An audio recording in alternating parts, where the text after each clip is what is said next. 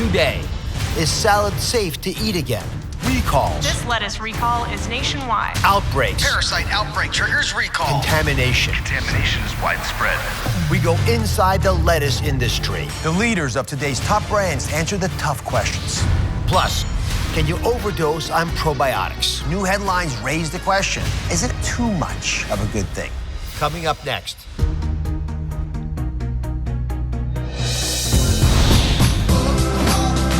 Y'all ready for season 10?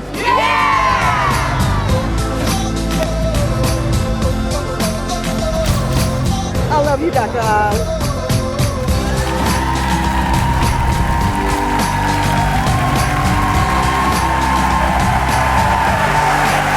If you hesitate at the salad bar or think twice before buying bagged salad, well, maybe you wonder, is it safe to eat salad again? Consumer confidence is down when it comes to lettuce safety, and it's no wonder. It seems like every day there's another new headline about a foodborne illness outbreak with lettuce as the culprit. So today, for the first time, we're going straight to the source. In just a few minutes, you will hear directly from the lettuce industry. Leaders who are out there, we're going to find out what they're doing to keep your salad safe. Take a look. The romaine scare hit hard, with epic panic over the E. coli outbreak, leaving Caesar salad and wrap lovers afraid. Ever since the romaine lettuce scare last year, I've just been very unsure if I should feed my family romaine lettuce. I've read the headlines and now I'm horrified. Is it less safe to buy bags of lettuce or heads of lettuce? Every year, 1 in 6 Americans get sick from food. That's 48 million people, and lettuce is frequently implicated. More people getting sick from lettuce linked to an E. coli outbreak. This year, the largest E. coli scare in over a decade stemmed from people eating greens grown in this part of the country, Yuma, Arizona. But those Yuma greens were sold nationwide. People in 36 states got sick. Almost 100 were hospitalized, and 5 even died before that crisis was over. And just this month, the FDA and CDC, along with state and local officials, wrapped up their investigation into another multi-state outbreak linked to greens. This time, it was cyclosporiasis from salads consumed at McDonald's. But officials weren't able to identify a single source of contamination. From romaine to all the salad greens you love, today, lettuce industry insiders and brands are answering your questions. Let's look at what foodborne illnesses look like. This little parasite here, it looks like the Death Star from Star Wars. Right? It's called Cyclospora, which recently caused a large outbreak thought to be linked to fast food salads. I mean, this thing, there's not bacteria there, little protozoa, little parasites. Then there's salmonella, right? Now, you've heard of salmonella. It has these little hair-like things, they're known as cilia, that help them move through your system. It's one of the most common causes of food poisoning in the United States. It's not so pretty when it's inside of you. And then there's this little guy, elegantly swimming. See him motoring along here, right? It's called E. coli. This is the bacteria behind the romaine outbreak earlier this summer. Again, these are spectacular species, but not when they're attacking you. So when you eat something contaminated by one of these bad boys, you'll feel it. Most people just get vomiting, they'll get diarrhea, but a few thousand Americans do die from the effects of foodborne illness every year. So it's important we track these outbreaks. We asked Consumer Reports Chief Scientist James Dickerson to help us understand what happened with lettuce. I should point out, during the romaine outbreak last summer, Consumer Reports advised consumers to stop eating romaine even before the government issued warnings. So you're ahead of the game, and thank you for being there. Do you think we're just reporting this more often, or are we truly having more foodborne outbreaks? So the simple answer is we're not entirely sure. It could be a little bit of both. We certainly have rapidly growing population, we have more sources of food, but there's more media coverage. So it could be really a combination of both. And why is lettuce so problematic? I mean, it's the best food for us. Why is it the culprit? So as you mentioned, the Center for Disease Control stated that 20% of all foodborne illnesses related to E. coli particularly come from leafy greens. The thing is that there's nothing intrinsically wrong with lettuce. No, it's what we're doing to it. Walk me over here and show me the major steps of contamination. And James, you know this area really well, so we're going to break it down. There are basically 5 ways that lettuce, poor old innocent lettuce, because it's usually the bystander, gets contaminated. Okay, step number 1 has to do with these beautiful wildlife. Wildlife. They trounce around our fields and near our fields. They might fly overhead and leave things, if you know what I mean. Yes. The darn birds, rabbits. The next thing is the water sources. And so water can get easily contaminated. The sprinkler systems can get contaminated. And this, we believe, is the source for the recent E. coli outbreak in Yuma, Arizona. Contaminated canal water. Right, so both the tubes, but also where they get the water from. Exactly. Okay. And then the people making the harvest. Certainly, we have our workers that have gloves and boots, their tools, they're handling the food each and every time, exactly. Next, we have the factories. Now imagine food coming from all around the country, coming into one location. And if you have just one potential source of contamination, it could cross-contaminate the entirety of the food system. And then lastly, it's that last part of the farm to table. Last mile. The last mile, which is your grocery store all the way to your home. Can all be sources of contamination. James, thank you very much. Very, very helpful. Thank you so much. So this alarms me so much because there's a lot of fear among consumers like you when it comes to eating leafy greens. And they're so essential to healthy eating that I don't want to take them away from you. So for the first time, a lettuce industry insider is appearing here for you. Please welcome Scott Horsfall, who's the CEO of California Leafy Greens Marketing Agreement. That's the group that creates the regulations that keep salads safe for us, folks who are the salad lovers like me. Appreciate what you do. So you say it comes down to a culture of food safety and how we actually grow our lettuce and produce the product. Explain, what does that mean? Well, to me, Dr. Oz, a culture of food safety exists when everybody in an organization, from the management to the farm worker to the supervisors, they all recognize that protecting public health is their number one priority. And I'll give you one example. The industry used to be based on speed.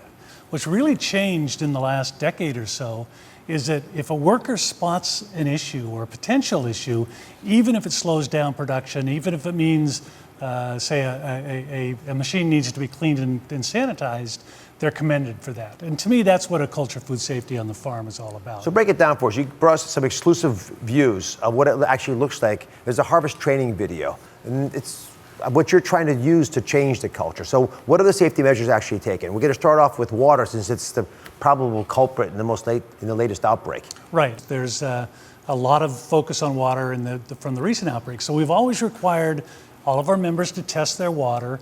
They test it every month. But we've just recently added some changes to our standards for situations like what we just went through. And we're going to see more water treatment, for instance, so that farmers can be even more sure that they're using water that's safe and adequate for its purposes. And what about animal contamination? Animal contamination is a real issue. We grow products outdoors.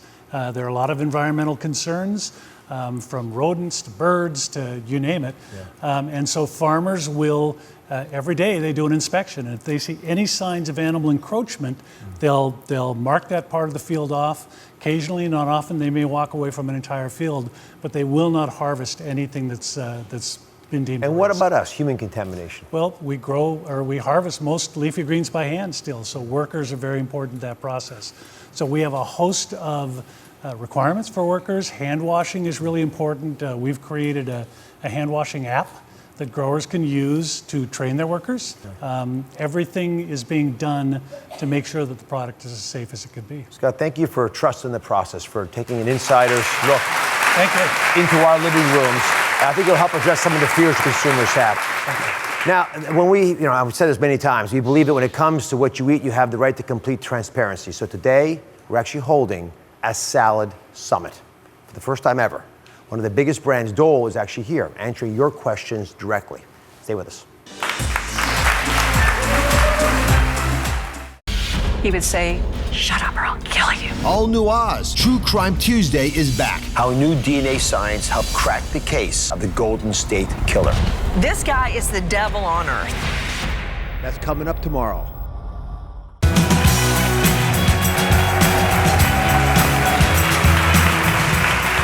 A lot of you are worried about recent lettuce recalls, but fear and food should never go together. So today we're hosting a first-of-its-kind salad summit. We want to create a safe space for you to interact directly with the people who know your produce best. So we have invited 3 representatives from the salad industry to answer questions from our audience members. First, we're going to welcome to our salad summit panel Natalie Dianson. She is the Vice President, Food Safety and Quality at one of the biggest lettuce brands, Dole. John Boltz is also joining us, the first Vice President for Arizona Farm Bureau, and he's also a grower, knows firsthand what it takes. And Tommy Abinor, food safety consultant who knows about food germs at restaurants, grocery stores, and especially in your home.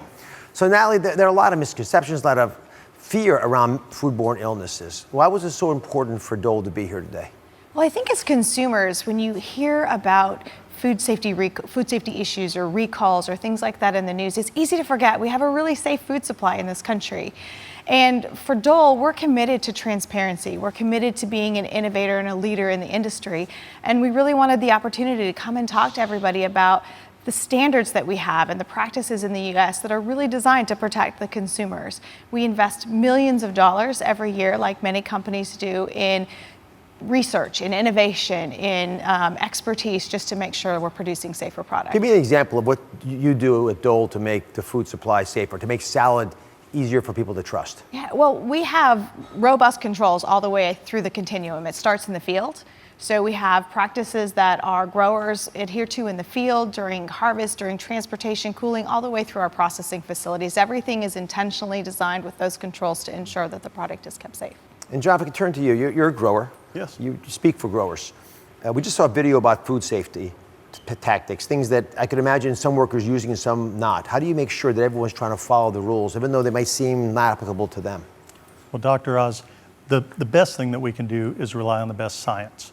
So as a grower, I go to preeminent minds in that field of science, like those at the University of Arizona that are leaders in the world in food safety and pathogens and keeping them out of our food.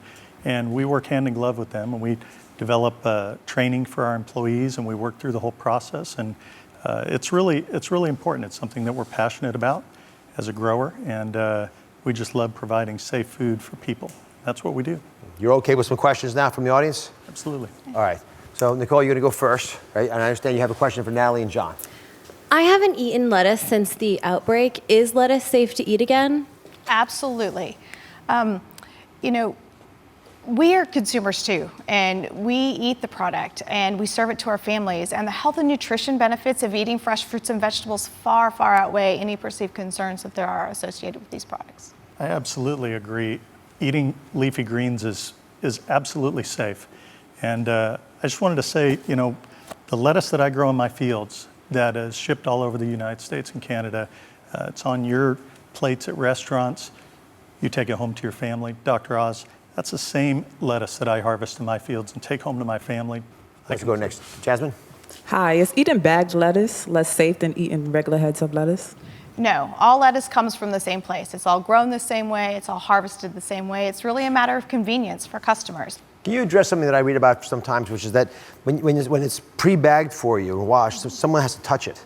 So how do you know it's not getting contaminated then? Actually, human hands don't actually touch the product. We take a lot of care during the wash process and during handling to ensure that there is not going to be any contamination. We can save some time. My good, I've been shying away from it. Joan, you got a question. Hi, what can we do when we take lettuce home to make sure that we clean it properly? So research shows that if you do have E. coli on the lettuce, the bacteria itself actually goes into the crevices within the lettuce, so you can't wash it off. But there are things that you can do to keep lettuce safe. You actually can wash it in a colander. The colander actually prevents it from touching the bottom of the sink, where you might have some dirt from whatever you've been washing before. After that, you're gonna move it to a cutting board. Now, it's not just the cutting board. You wanna make sure the surface is clean, your hands are clean, right? You just touched your cell phone, went to the restroom, wash it. The knife is clean, and then after you chop it for your salad, and let's say you're eating it later, you need to chill it in the refrigerator and then serve it.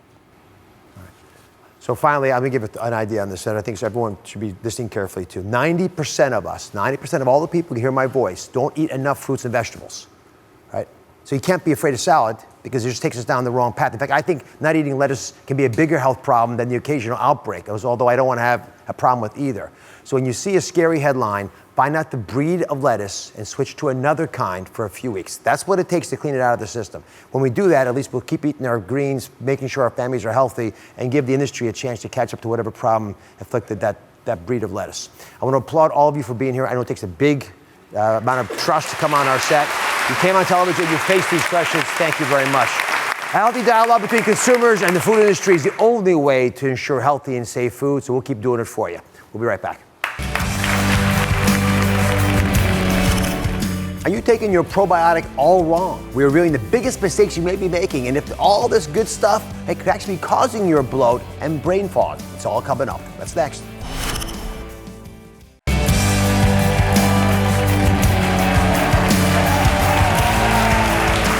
Bloat and brain fog, the two things you dread the most. They're just hammering on you.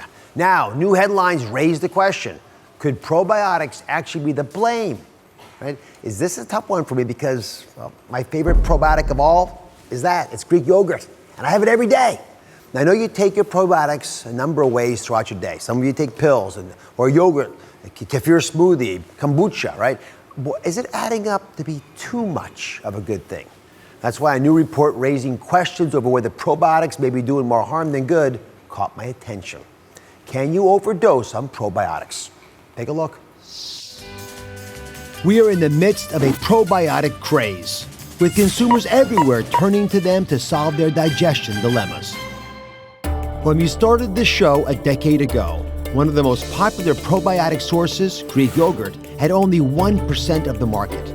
But now it has skyrocketed to 52% of all yogurt sales. And that's a good thing. But could we be overdoing it? Recent findings suggest we might be. The study out of Augusta University in Georgia found that some adults taking probiotic supplements and eating probiotic-rich foods were experiencing negative side effects. Feelings of confusion and difficulty concentrating, and issues with gas and bloating. Some reported that their episodes of brain fog were so bad that they had to call out sick from work. Today we're busting open the lid and revealing what this news means for you. So I've assembled a probiotic power team to help us break this down. Max Lugavere wrote the book on the brain-gut connection. He's here in our gut lab with women who suffer from bloat and brain fog. They've agreed to stop their probiotic intake for a week as a social experiment. In just a few minutes, Max will reveal if it made a difference. And Dr. Raj is here to help us take a deep dive into this new study. She's a gut health expert and author of What the Yuck! Nice picture, by the way. So you looked at the study. Is this hype, or do we need to be worried about this stuff? Well, this is a very remarkable study because we've been talking about probiotics for years now and how great they are, but this raises the question, can you get too much of a good thing? So this study looked at 30 people who had brain fog and then 8 people who did not. They all had abdominal pain, bloating, distension, gas, and they actually told them to stop taking probiotics and see what happens. Many of them actually felt better. So the question is, were the probiotics causing the problem? However, I have to say I have some issues with this study. It was a very small sample size. There were a lot of other factors involved. Many of these people actually took antibiotics as well. So is that what actually made them feel better? We're not sure, but it certainly raises a lot of questions, and patients are going to definitely start asking me about it also. So I got curious about this because I wanted to understand what the thought process was. So let me explain it all to you. So we set up some surveillance cameras inside the gut, right? Inside the gut, to show you what's supposed to happen when you take a probiotic. Now, normally you take the probiotic up in your mouth, right? It comes down through the swallowing tube, the esophagus, into the stomach, right? And it's supposed to pass right through your small intestine and set up shop in your colon, right? Where they work really hard, right? To digest your food.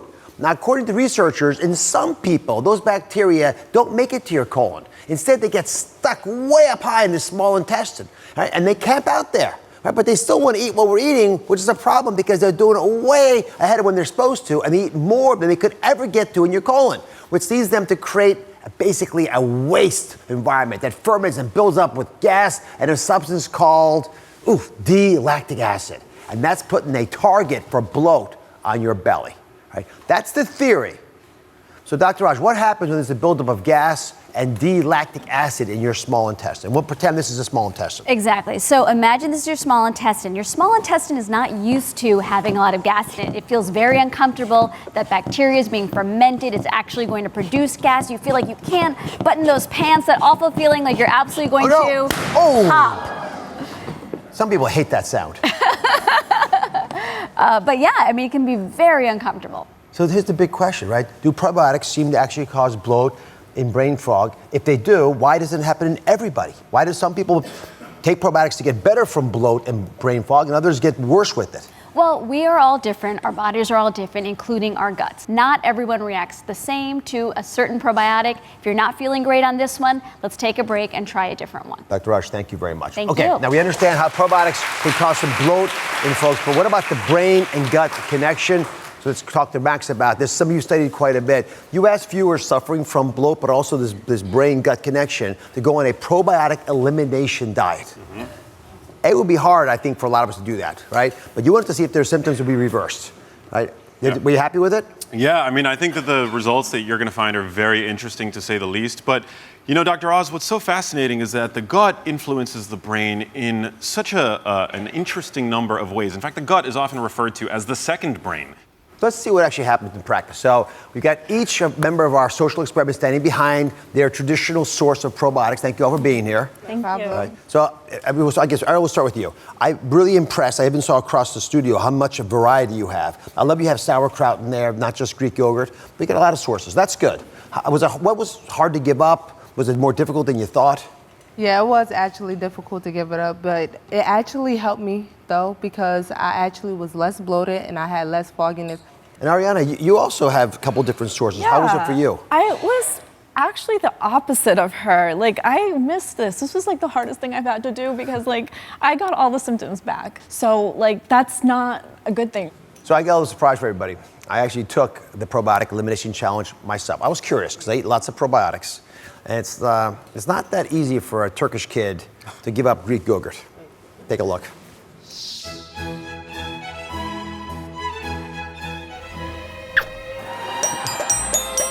I'm gonna miss you, my friend.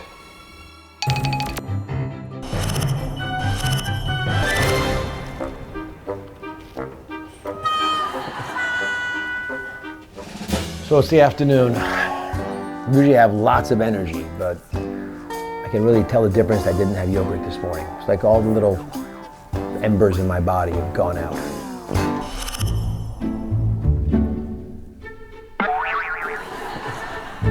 It's worth it. I failed. It was a massive fail. Actually, Dr. Raj, you say maybe it's a good thing that I failed, that I kept eating my probiotics. I do, and I don't want people out there to run to their fridges and throw out their Greek yogurt. That's not what we're saying here. Actually, if you were feeling well on your probiotic regimen, then we say if it ain't broke, don't fix it. You keep doing what you're doing. I like it. And most people out there will benefit from probiotics. You hear everybody? Everyone out there, most of you are probably like me. We can still eat our Greek yogurt and all the other probiotics we're talking about. God bless you. Max, for the folks out there, and I don't think there are many, but there are probably some who should think about elimination, how do you identify them? As a first line of defense, I would say removing the probiotics is worth a shot. You know, if your probiotics are not working for you, then try eliminating them from your diet. It's a very simple elimination style approach. 1 week? 1 week. Try it for a week. Try it for a week. And if your symptoms don't clear up and resolve, go see your doctor. All right, when we come back, are you taking probiotics all wrong? It's a whole different issue. Are you taking them with the wrong stuff? And what's the right amount for you? We'll tell you after the break.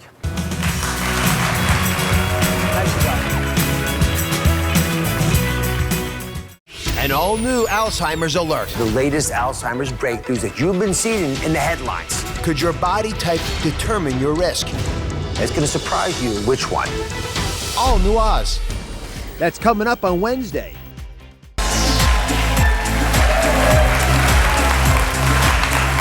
We're back asking, are you taking probiotics all wrong? Our experts, Dr. Raj and Max Lugavere, are here with probiotic mistakes you could be making. These are going to surprise you.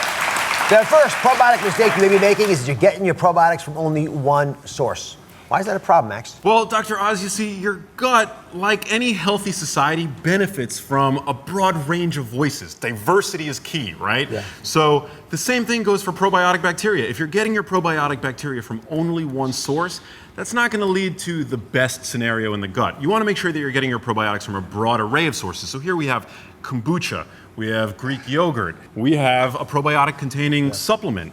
All right, next probiotic mistake that many of you guys are making is you're not pairing your prebiotics and your probiotics. So probiotics, you know what those are, right? Those little bacteria that they're in your gut.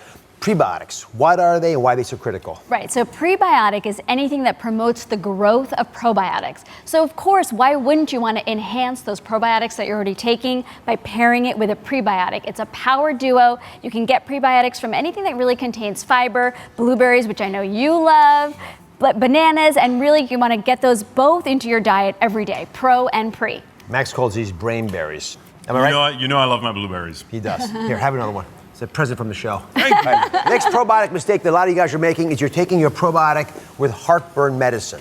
Let me take a step here. Heartburn medicine, I get why so many folks take it, but it does cause a lot of interactions, and it's particularly a problem with probiotics. Right, so there is a concern that if you're reducing the acid, which is what these medicines do, you're going to have an overgrowth of bacteria in your small intestine. Now, does that mean when you take a probiotic, you're even adding to that problem? Maybe for some people. I would say if you're already taking your antacids and your probiotics and you feel fine, keep doing what you're doing. All right, and the final one's going to really surprise you. There's a big mistake that a lot of us are making because done right, it's not a mistake. Done wrong, it's a big problem. Is you're taking your probiotic with hot coffee or tea. Now, Max, hot coffee and tea generally I thought were good for the gut. Yeah, so absolutely. Independently, coffee and tea are very good for the gut. Most people are surprised to hear that coffee is actually beneficial, but I've looked into the research, and I'm definitely a fan of coffee. The issue is that these scalding beverages can, the same way they can burn our skin, can also burn these delicate probiotic bacteria that we want. So my recommendation is to separate your consumption of hot beverages and when you take your probiotics by a half an hour. I'll toast to that. Hey. Raj, this is to you. Thank you so much. Wonderful folks to have on the show. Max and Dr. Raj. We'll be right back. Is there hidden dairy in your nut milk? We did the testing. Find out what our investigation uncovered next.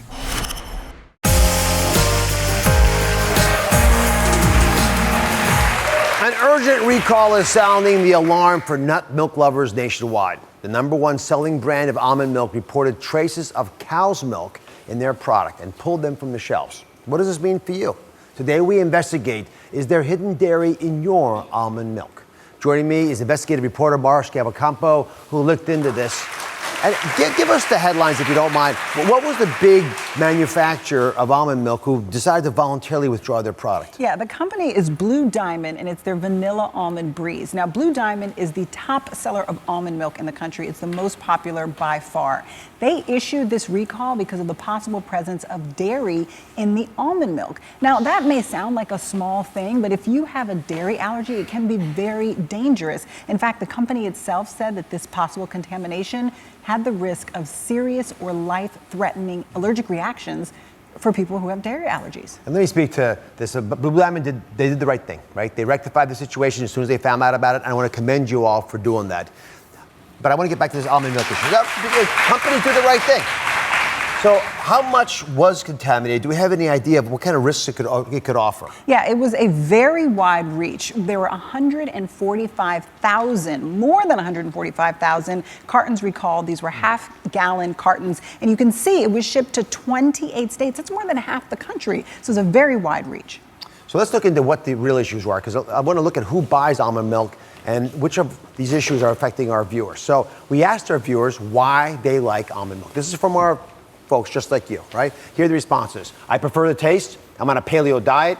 It's lower in calories, dairy sensitive, and allergic, right? It's these two groups at the bottom that are most concerning to me. That's what gets me nervous, because these issues can be life-threatening, and they'll make you sick, especially if you've got dairy allergies. Taking just a tiny little bit, as you were mentioning, Mara, can be a main problem. And some folks really rely on this nut milk. So trust is an important issue. Did anyone get sick from half the country basically being exposed to this almond milk contamination? Yeah, the company said they received reports of one person getting sick, and luckily it was not very serious. That person did not require medical attention or hospitalization. But again, as you noted, those dairy allergies can be very serious. So let me ask a question I'm sure everyone's thinking. How does it happen? I mean, you don't milk an almond tree, right? So how did the almond milk get mixed with the dairy milk? How did this happen? You know, we don't exactly know for sure. Here's what we do know. Hood is Blue Diamond's parent company. They're a major dairy producer, and it's been reported that they were manufacturing dairy, cow's milk, and the almond milk at the same facility. The only thing the company will tell us is that it was caused by human error. That's what we know. We don't have the specific details of what that human error was. Well, we've all seen labels on food products where cross-contamination could be a risk, especially if there's an allergen that could cause a big problem. You've all seen this, right? It'll say may contain traces of milk, or this is pretty common, made in a facility that also processes tree nuts. Now, did Blue Diamond have a little warning label like this, a potential contamination? We went out and we checked. The Blue Diamond almond milk did not contain a warning label, warning of potential traces of milk. And on the flip side, Hood's milk, that is possibly manufactured at the same facility as the almond milk, didn't contain a warning label about the possible presence of tree nuts. So if dairy and nuts are being, first of all, they're pretty common, period, right? They're produced in a lot of places, and they can cause bad allergies that folks might need to know about. So is there a warning required by facilities, by the U.S. government or anybody else? You know, we reached out to the FDA and we spoke to them about this exact issue. Here's what they told us. They recommend that companies include these allergen labels when products like this are being manufactured in the same facility, but it's not a requirement. What they did tell us, though, is that it's the company's responsibility to make sure there's no cross-contamination. And so we reached out to Blue Diamond for a statement, and they referred us to their press release, which we're going to post on DrOz.com, so you can find out much more about the recall. The next thing I wanted to do is figure out, is there hidden dairy in other nut milks, or is this just an isolated incident? So Mara and the medical unit got together, right? We collected samples from the top 5 leading brands of almond milk. There they are, right? Pretty fairly, got them all. Then we sent them off to an independent lab where they were tested for any traces of hidden dairy. We just wanted to understand whether this is a possibility that could be affecting more of you. So, Mara, ready for the results? Yeah, absolutely. Take it away. All right, so of the 5 brands that we tested, we found the presence of dairy in none of them. In none? None. That's good. So right now, people can breathe easy. That's fantastic. Yeah, it's very good news because this concerned a lot of people who were trying to avoid dairy.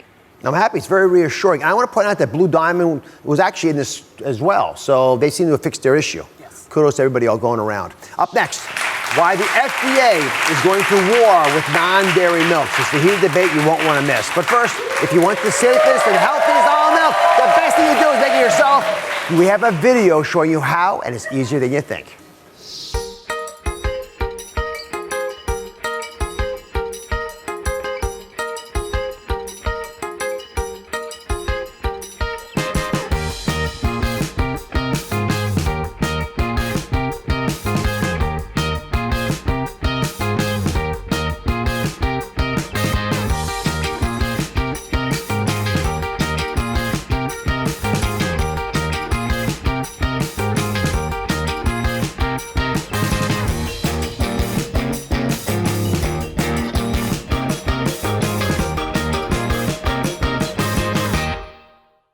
Here's your daily share.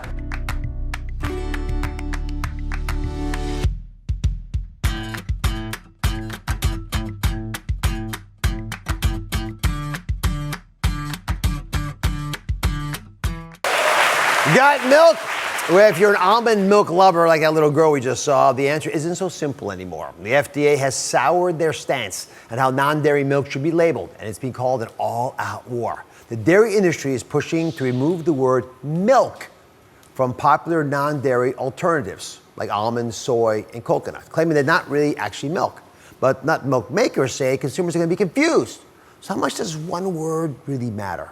I've got 2 containers here, all right? One is almond milk, the other one is almond beverage.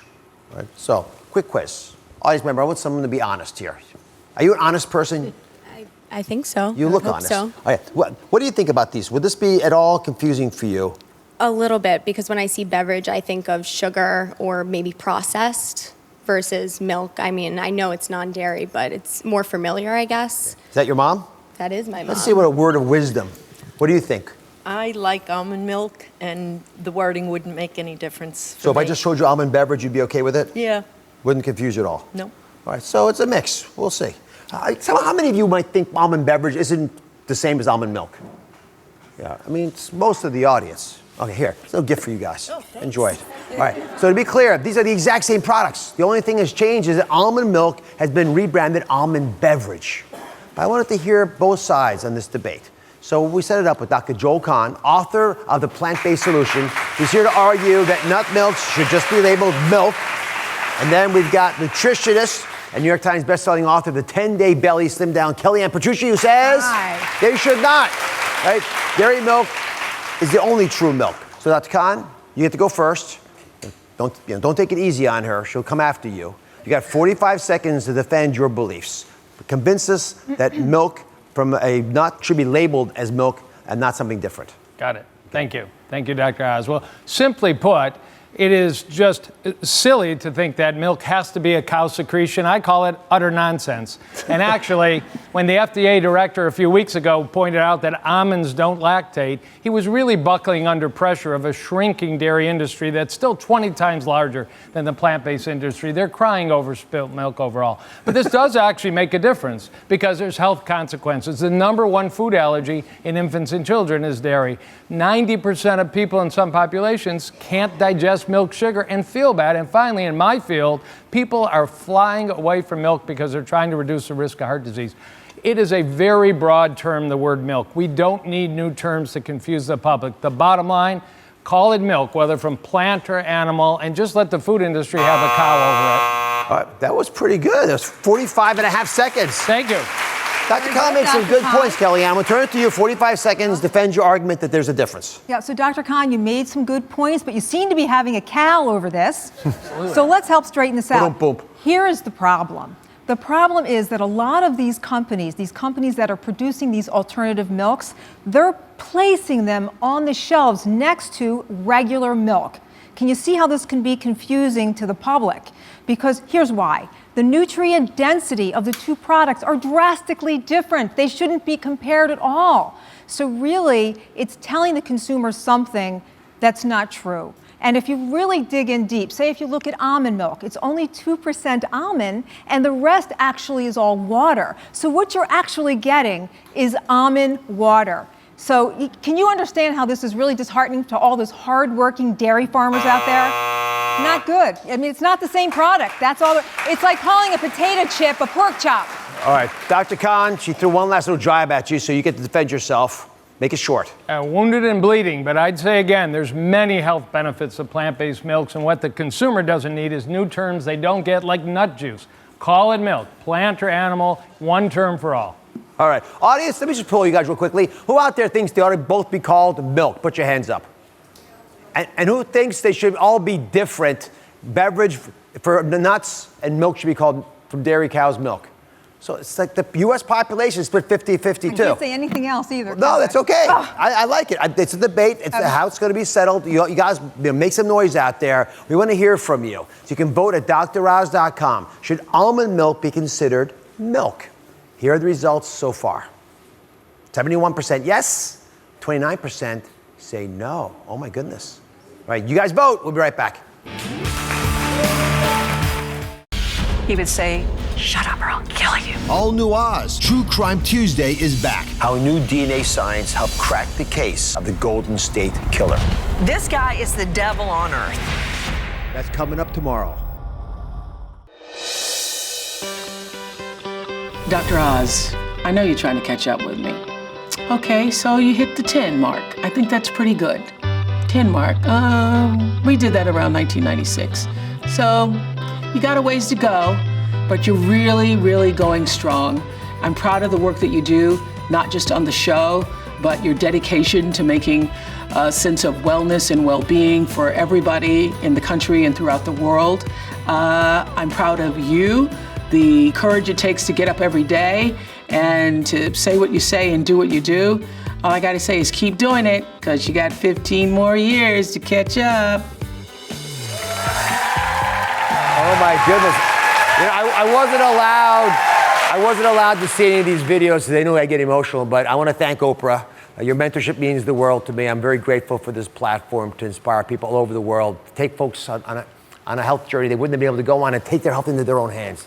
It wouldn't happen without you, so bless you. Over the past 10 years, I've seen all of your health transform before my eyes. You've seen it yourselves, and I'm gonna keep moving forward. I want you to keep coming with me, because together, we're gonna make the next 10 years ahead of us the happiest and the healthiest of our lives. Does that sound good? Yeah. I know we can do it. We're just getting started. So I asked some celebrity friends of the show to share with us what they want their next 10 to be like. Take a look. In the next 10 years, I hope I'll still be doing what I love, directing, writing, and recording. I feel very fortunate to have music as a creative way to express my feelings. I see myself in the next 10 years super happy, super healthy, and changing the world. Maybe saving a puppy or stopping human trafficking, but no matter what, inspiring the world and giving back to the world all the great things it gave to me. Seriously, 10 years? That would make me 96. Just to be here. I just hope to be here to do everything that makes me happy. I'm going to look very carefully in the mirror and see what aging has done to me. And I'm going to do everything in my effort, massage and exercise and good food and non-smoking and non-drinking. I'm going to try and make myself look as good as possible. Really doing things that impact the world. You know, I don't want to just, be in front of the camera and be behind the camera for self-serving purposes. I really want to do things that impact society. Dr. Oz, I just want to say that for the next 10 years, I hope I continue to age backwards like you are. I love what they're saying, and I love that all of you are sharing your next 10 goals with me on social media using the hashtag #MyNext10. And I've seen some of you pledge all kinds of things, from adding an evening walk to your routine to making plans to see that friend you follow on Facebook but lost touch with in real life. And a lot of you plan on crossing that dream trip off your bucket list to the next 10. Now, I'll be following all your posts with my next 10 hashtag and responding myself with some little notes of encouragement. And I'll send messages to you as well. But when it comes to goals, there's nothing like a little motivation, is there? Something to sort of nudge you along. So how about this? All year long, we will be surprising a few creative and lucky viewers with the best posts and best ideas. And we're giving you all some gifts and some surprises, including trips to Iceland. That's right. I took my son there. It was one of the best trips of my life, and you get to do it now. Our friends at WOW Airlines, the low-fare airline that everyone is talking about, are going to send 15 of you and a guest, that's 30 people total, on that dream vacation you've been putting off. WOW Airlines will fly you out to relax in those healthy hot springs that you're always seeing on Pinterest to get some of that thermal healing. It's worth it. And I want you guys to get more sleep. Keep saying that. So Radisson Hotels will provide you with 3 nights hotel accommodations in Iceland at their Radisson Blue 1919 Hotel in Reykjavik, located in the heart of that beautiful city next to the North Atlantic and accessible to both city and countryside attractions. Now, everybody remember, it's just the beginning. We're going to keep doing this because together change is happening. And our journey, it really is just beginning.